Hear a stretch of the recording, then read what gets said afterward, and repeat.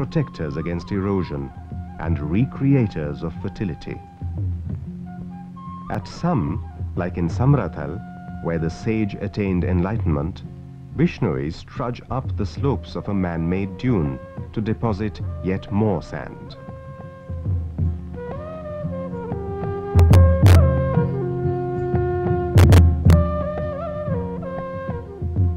For such an environmentally conscious people, it is odd that many of them carry sand up in plastic bags, which are then left to litter the slopes. Jambhoji, if he were alive today, would surely have objected. The community needs to be aware that these plastic bags can destroy the fragile desert environment. Perhaps the Bishnoi community will respond to this and to other modern-day threats to the environment.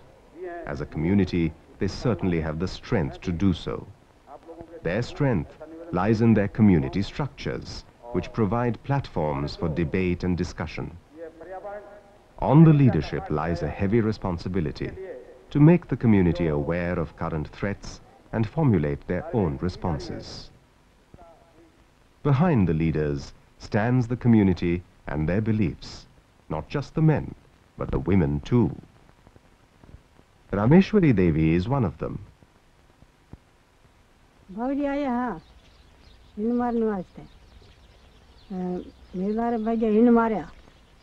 In February 1998, she took on a gang of 5 armed poachers. Although they did manage to bring down a deer, Rameshwari Devi would not let them take away the carcass. Foiled and deprived, the poachers ran away. Later, she handed over the deer to the police.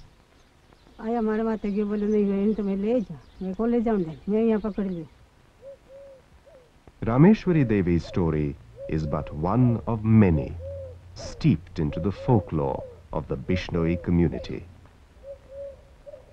Santosh Kumar, the younger brother of Nihal Chand, says, "There have been many martyrs amongst us, like my brother Nihal Chand, and this is the reason that the Bishnois have been able to protect over 500 years animals and the environment around us." One such martyr is Birbal, killed by poachers in 1977 while trying to protect a gazelle. Decades later, his memory is still alive. A statue erected by the villagers commemorates his heroism. Almost in the shadow of the statue of Birbal is the Satri of Lohawat. Here, birds and animals are cared for and fed, an age-old tradition of protection and compassion. Over the centuries, mutual trust has developed, to the point where animals and man fear no one and trust all, even the occasional strangers who come into the village, as did the crew of this film. Neither the vehicles nor the intruders could disturb the harmony between man and beast. This unique relationship owes much not only to Jambhoji, but to the followers of the faith, and in particular to men and women like Birbal, Amrita Devi and Nihal Chand, who have been prepared to lay down their lives for their convictions. Nihal Chand lives on too, buried in the center of his own village, where there will soon be a statue. He remains in the minds and hearts of his kinsmen, who have gathered in a prayer meeting in his memory.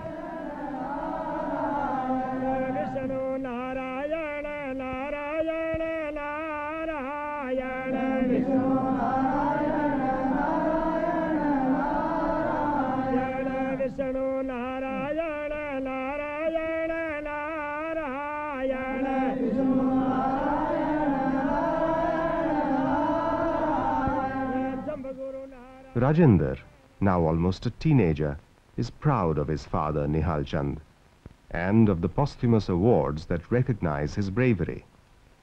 This one was conferred by the government of Rajasthan. There are others, like this one, from a voluntary organization engaged in conservation. Nihal Chand's wife is no less proud. but apprehensive of the future. The travails of bringing up a family are beginning to tell on her slender shoulders.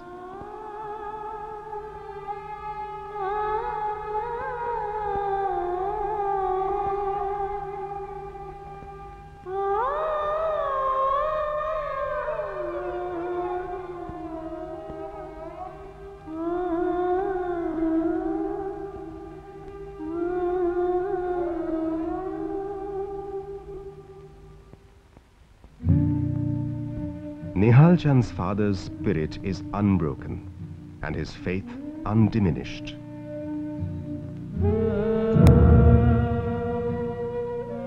As he leads Vijender, his younger grandson, by the hand, he knows that there will be many, many more like Nihal Chand to carry on the faith.